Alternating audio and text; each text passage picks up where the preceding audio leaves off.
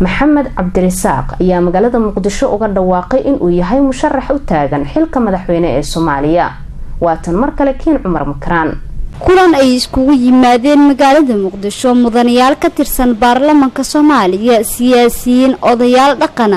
ayaa Maxamed Cabdi Rasaaq waxa uu ka sheegay inuu yahay musharax u taagan xilka madaxtinimada Soomaaliya kulanka ugu horeen uu daafureen xildhibaan Cabdi Samad Macalin Maxamuud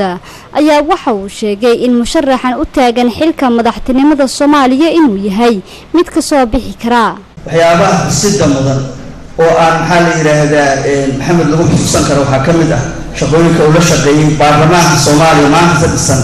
oo shuruucdiisa ahaato ama ha ahaato xeerarkiisa ha ahaato oo runtii uu yahay qofka ugu muhiimsan oo saldhig u noqday oo maxaa la yiraahdaa kaalin weyn u geystay oo maanta baarlamaanka Soomaaliya waxyaabaha ugu weyn ee qaab ku shaqeynaya dadkii saldhigga u ahaa inuu maxaa la yiraahdaa nidaamyada u sameeyo aad baan ugu mahadcelinayaa waxaan rajaynaynaa in Ilaahay yiraahdo inaan aqoontiisa iyo maskaxdiisa iyo firfircoonimadiisa aan ka faa'iideysano haddii Ilaahay yiraahdo Jarnaal Maxamed Nuur Galaal oo kamid ahaa mas'uuliyiintii kulanka soo qayb galay ayaa dhankiisa asna waxa uu ka hadlay isoo sharaxitaanka musharaxa inaba aad uga sheekeeyay oo dhalinyarada ah anigu waxaan eegnay abiis oo iska jiil ahayn firfircoonida aan la aragteen iyo waxa ku tuumaysan halkaas ka tagin halgabo maaha abiis wuxuu kamid ahaa bariisa kacaanka garanaysa nin firfircoon oo wadani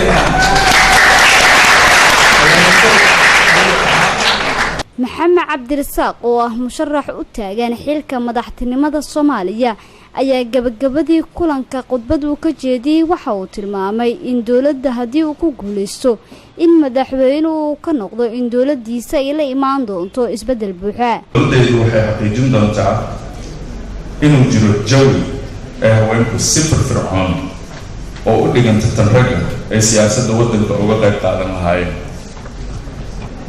anigoo maanta joogna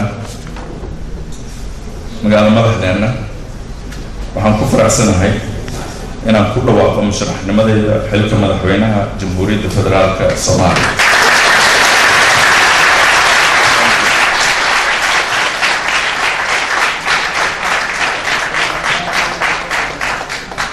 taageeradiina iyo taageerada malaayiin kale oo Soomaali ah oo jooga dalka gudihiisa iyo dibaddiisa aan u wada istaagno